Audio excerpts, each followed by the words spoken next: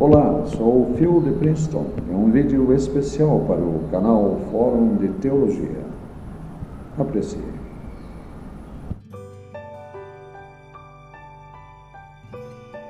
E acessando um pouco o Velho Testamento, e estarei fazendo uso da Bíblia hebraica numa edição antiga de Holy Scriptures. E, evidentemente, ela não está em português, está em inglês, mas com uma tradução direta a partir do hebraico. As datas aqui que podem ser vistas, 1917, e com uma repreensão em 1946, a partir da Sociedade de Publicação Judaica da América. Antes de adentrar ao texto de Gênesis 31, existem algumas informações preliminares que seriam úteis se aqueles que estão me acompanhando tivessem acesso. Para ser mais específico, aqui no prefácio dessa edição existem informações extremamente importantes que, se fossem aprofundadas, talvez teríamos aí estudos para cerca de 6 meses. Uma das coisas que tenho feito notar é o caráter de que muitas coisas que têm aparecido no transcorrer dos anos dentro das igrejas ditas de crentes, nada mais tem a ver com o cristianismo. O cristianismo dentro da esfera, da teologia, como se pode dizer, oriunda da reforma e alcançando os nossos tempos, principalmente através de movimentos evangélicos, desde muito deixou de ser alguma coisa representativa do cristianismo. Suas doutrinas são, via de regra, centradas em cima do Velho Testamento, como autoridade de fé em cima do Novo Testamento, e fazendo uma verdadeira costurada de versículos e doutrinas para em si manter cativos os cristãos que, uma vez libertos pelo Espírito de Cristo, em direção à nova vida, ficam novamente restritos em suas expressões espirituais. De fato, isso foi uma grande decepção, que é surpresa, porque normalmente temos que aquilo que é ensinado pela área evangélica, enfim, ela está dentro da maior consonância com o cristianismo, mas isso, ao fundo, para quem estuda, vai se mostrando, digamos assim, incorreto esta aproximação. Então, antes de entrarmos diretamente no texto hebraico, é necessário que nós tenhamos em mente que muito do que é retratado através destas doutrinas em relação ao que nós temos no Velho Testamento, em relação ao Deus do Velho Testamento, é algo muito moderno, algo extremamente, assim, digamos, elaborado, com a finalidade de se trazer o culto único a um único Deus. Por um outro lado, existe também, por parte, digamos assim, dos movimentos teológicos, não podemos colocar como sendo pesquisas teológicas, mas movimentos teológicos, doutrinários, dentro de seminários, dentro de o que deveriam ser centros de saber, de formação eclesial, nós temos uma harmonização para com as grandes diferenças e as coisas que irrompem a todo momento ao atento leitor e estudioso do Velho Testamento e comparativamente também ao que é desenvolvido em termos do Novo Testamento e a apresentação do que Jesus traz como sendo o Deus verdadeiro, nosso Pai.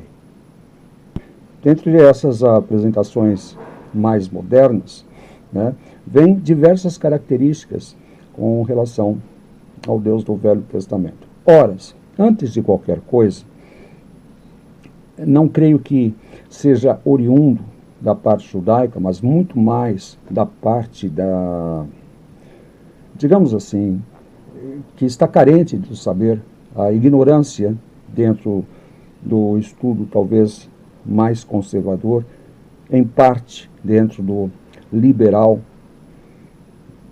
em torno do Velho Testamento, traz notícias sempre por demais harmonizantes com relação à realidade que se traduz de outra forma. Como, por exemplo, fiz aqui algumas anotações que são dignas de sua atenção. E elas vão acentuar alguns aspectos que hoje em dia são absurdamente negligenciados, né, com relação ao conhecimento do texto em hebraico. Uma das coisas que nós temos que ter em mente, né, que tanto se fala hoje em dia sobre, aspas, os originais hebraicos, consultar o hebraico e tal, se esquecem que para a mente judaica, esta que sobrevive, né, desde a destruição do Segundo Templo, sobreviveu às guerras, a tarefa de tradução é uma tarefa sagrada, como expresso aqui, já logo na primeira linha, uma tarefa sagrada de traduzir a palavra de Deus. Ou seja, não é somente o texto em que foi escrito em hebraico, mas é também a sua tradução. Isso reside no fato de que, de acordo com fontes, né, muito antigas, rabínicas de interpretação, por exemplo, em relação a Josué 8:32, aquilo ali não estava simplesmente em hebraico, mas estava ali expresso em todas as línguas então conhecidas, 70 no total. Ora, seria um legado, então, não somente para o povo israelense ou israelita, mas também um legado para a própria humanidade. Uma outra coisa que também se esquecem de trazer é de que este aspecto judaico era em si muito mais conhecido, né, sujeito à curiosidade e à ansiedade dos pagãos, ou pelo menos, como estamos aqui encarando, a um mundo semi-pagão. Tudo isso está dentro desta parte em específico. Outra coisa a ser atentado, que vai estar aqui por este miolo, é de que o prefácio ele não tem compromisso, né, neste instante de sua publicação, com estas linhas harmonizantes ditas, entre aspas, cristãs, né, para judaizar o cristianismo, para judaizar os verdadeiros cristãos. Tá? Então, ela não tem compromisso, então ela traz o que é verdade. Por exemplo, ela traz que é verdadeiro, que o hebraico, uma língua considerada sagrada, né, ela foi totalmente esquecida, tá, durante os tempos da regência persa. Assim, dentro deste objetivo sagrado, que é esta tarefa também de traduzir, né, o que estaria dentro dos textos, digamos assim, da língua hebraica, nós temos, por exemplo, até este momento desta publicação, pelo menos 3 tipos de traduções que foram, que vieram. A primeira, mais conhecida, que é a Septuaginta, e é colocada como sendo, né, o produto do contato com a civilização helênica, isto produziu então a Septuaginta. Você tem depois a parte arábica com o Gaon Sadia, e você tem depois a germânica com a escola de Mendelssohn. Eu espero não estar sendo corrido demais e nem superficial demais, mas o interessante é que também o prefácio, né, que neste instante não tem compromissos, né, com harmonizações, traz a verdade dos fatos. O aspecto de que os rabinos palestinos, em um determinado momento, eles não acharam tão legal ter a tradução, talvez não tivesse sido bem visto pelos rabinos da época, mas o que o prefácio, que não tem compromissos, né, com doutrinas, nos traz, é de que o povo em si, as pessoas em si, acharam altamente positivo se ter as traduções, no caso Septuaginta, né, naqueles tempos. E isto se tornou realmente algo incorporado dentro da mentalidade judaica, que é a de traduzir as suas obras. Agora, um outro aspecto que eu gostaria de trazer, e não é de forma alguma jamais trazido por aqueles que advogam o background do Novo Testamento, como já ouviram aquelas coisas, a mente judaica, se entender o mundo judaico para poder se entender o cristianismo. Vocês já viram essas coisas? Bom, são absurdos que são colocados por aí, não que não tenha a sua validade, tem, mas não da forma como colocam. Então, vejamos o que é que ocorre já nesta época da publicação, em 1916, desta tradução da Bíblia hebraica para a língua inglesa. Nesta época, já se fazia menção, por exemplo, de duas grandes mudanças há duas gerações, ou seja, a partir de 1800, tá, com relação aos aspectos de Israel. E, na realidade, vai se tornando isto uma característica, tá, que cerca o povo judaico, que é da sua expansão mormente saindo, por exemplo, da Rússia e entrando dentro da Europa em si, mas existe um aspecto interessante de como já naquela época era visto. Então, aqui eu quero colocar, como está exatamente no texto, as pessoas, ou o mundo que falava inglês, era referenciado como sendo uma civilização. Está aqui, referenciado como sendo uma civilização. Por que isto é importante? Isto é importante porque, se retornarmos um pouquinho antes para a questão da Septuaginta, que está aqui neste miolo, a primeira referência também a uma civilização é em relação à civilização greco-romana, para onde os textos estavam sendo traduzidos. E aqui, novamente, pelos anos 1800, nós temos colocado dentro da mente judaica que o mundo, o novo mundo, não somente em questão dos Estados Unidos, mas em questão de todas as colônias britânicas, elas eram vistas como sendo uma civilização. Por que este lado das pessoas falando em inglês era visto como civilização e não de outras línguas, como por exemplo da Rússia, como por exemplo, digamos, da Polônia ou da Espanha, mas sim o mundo que falava inglês era visto como sendo civilização.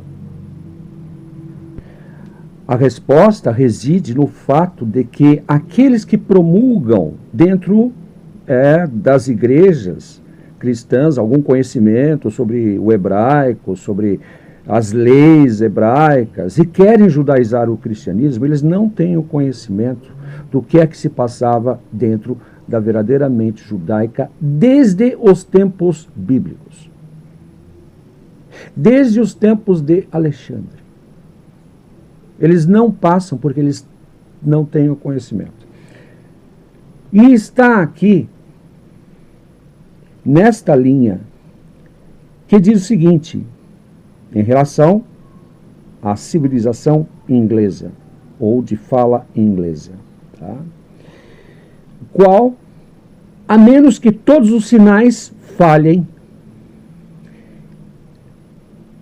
se tornará a língua corrente da maioria dos filhos de Israel. Vamos ver se você está entendendo o que o texto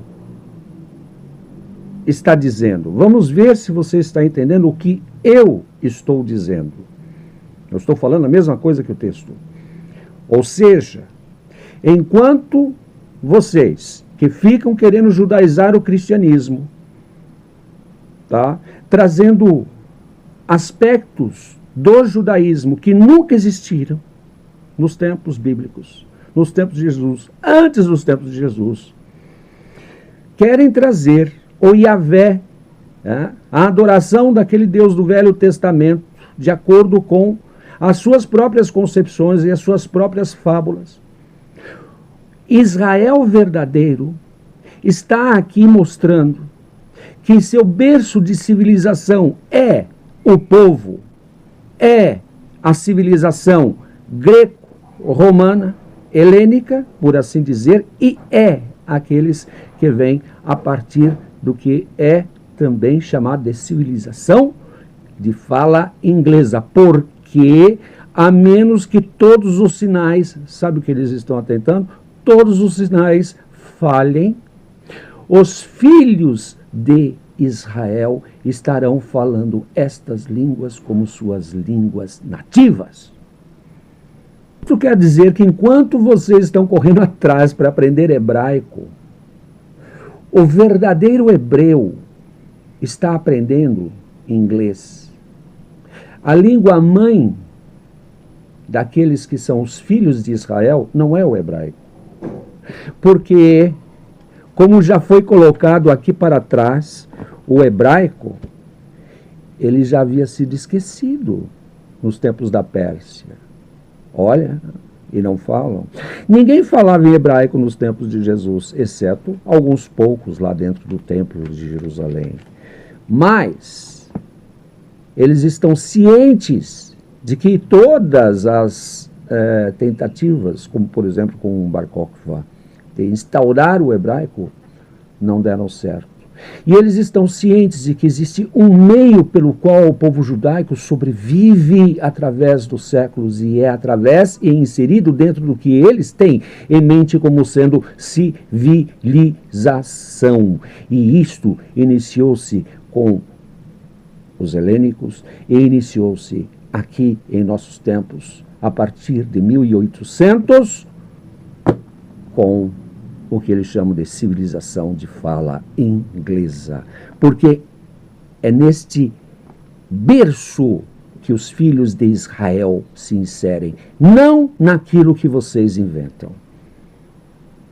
Para continuar um pouquinho mais, eu quero deixar aqui claro também que é notório que para este novo homem, que é o novo homem hebreu, o novo homem que provém de Israel, ele tem como dever preparar um novo método de expressão daquilo que ele considera mais sagrado, mais querido para ele. Está aqui, dentro desta parte aqui, se você quiser parar e ler, está todinho aqui. Então a tradução em si, ela é de fundamental importância,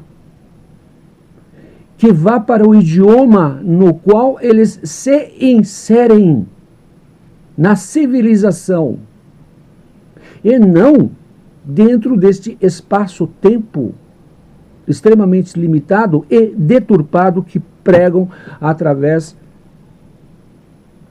da judaização do cristianismo. Não tem nada, esses crentes aí, está dentro das doutrinas de crentes do Velho Testamento, e as correlações são inúmeras, mas não tem nada a ver com o que Israel, ou o hebreu, pensa acerca de si mesmo e de sua obrigação para com o mundo, ao ponto de trazer este trabalho de tradução textual como sendo algo sagrado, ao mesmo nível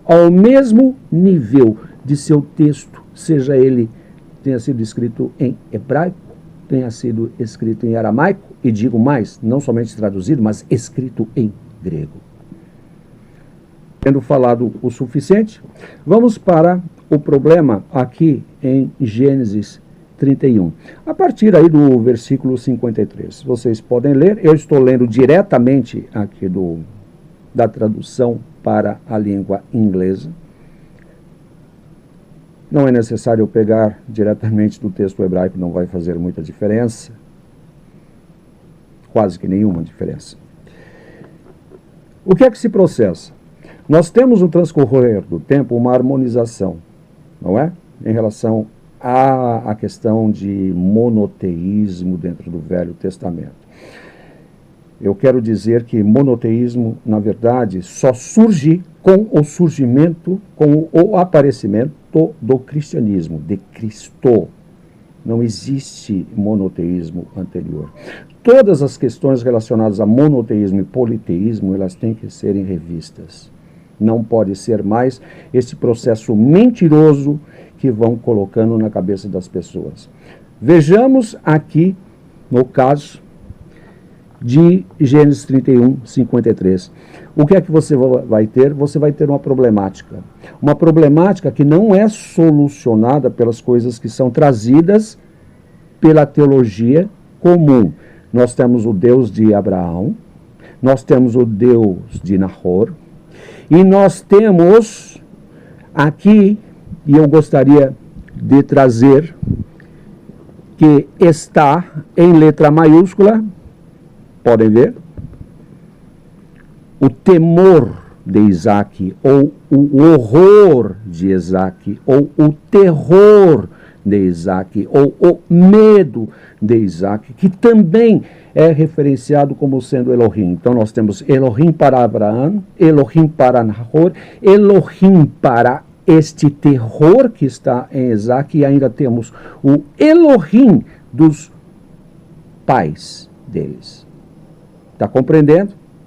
Isto tudo está aqui dentro do texto, e a solução monoteísta que costumo colocar, trata-se do mesmo Deus, não é a resposta para a situação que você tem, em que um testemunho, ou melhor, dois testemunhos são erguidos, de acordo com o quê? De acordo com a elencagem de deuses, de Elohim, tanto para Nahor quanto para Abraão. Está bem? Ademais, para aqueles que querem estudar um pouquinho mais atrás, nós vamos ter a presença dos terafim, veja lá, versículo 34, em que esta coisa da ira, da zanga, do terror, também está presente no versículo 35, no mesmo capítulo. E nós temos ainda de que o juramento feito por Jacó é em nome do terror de Isaac, do Elohim a partir de Isaac. Evidentemente que é uma saia justa para se harmonizar tudo isso em torno de um único Deus. Não é o que o Velho Testamento traz em suas partes mais antigas. E muito embora aqui nós tenhamos a inserção da mãozinha sacerdotal, redacional, geovásica, como também a eloísta dentro de todo esse texto. Mas nós temos que fazer atenção de que as explicações, mormente aquelas que vêm de conservadores, que é um horror de mentiras, um horror de fábulas que vão inventando, chegam a dizer que não, está prefigurado aqui, a partir de Jacó, que ele era monoteísta, porque ele manda pedir somente, porque Jacó pediu simplesmente para trazer uma pedra, aquilo era representativo do monoteísmo. Já as outras diversas pedras que vêm pelo lado do testemunho aí de Labão significavam o politeísmo. Tenha santa paciência. Onde é que esse pessoal está querendo chegar? Não simplesmente é isso. Quando nós pegamos e vamos um pouquinho mais para frente, vamos ter ali o caso onde Jacó luta com um ser divino, aparentemente seria isso, um anjo, alguma coisa assim. Pergunta-se o nome deste ser, não é respondido. Não é respondido o nome. Portanto, estamos lidando aí com uma pletora de Elohim, para todos os lados. E para todos os lados vão indicando que trata-se de quem? De quem? Do Elohim Criador, ou de Elohim lá que está lá no Gênesis 1 e alguma coisa assim. Prestem atenção, eu não estou indicando as soluções, mas mediante ao que tem sido colocado por esta teologia de almofadinha, não é resposta. Não é tão resposta que aqui, no caso, vou colocar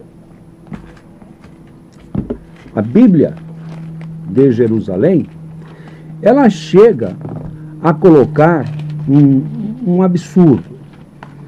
Deixa eu ver se eu acho aqui. Deixa eu parar um pouco o vídeo para achar. Aqui está, na Bíblia de Jerusalém, que o Deus de Abraão, o Deus de Nacor, julguem entre nós. E aí vem, e Jacó jurou, olha só pela tradução que colocam, pelo parente de Isaac. Parente com P maiúsculo de Isaac? O que ele está querendo trazer? Ele está querendo, na realidade, harmonizar. Ele está querendo dizer que trata-se de algo familiar.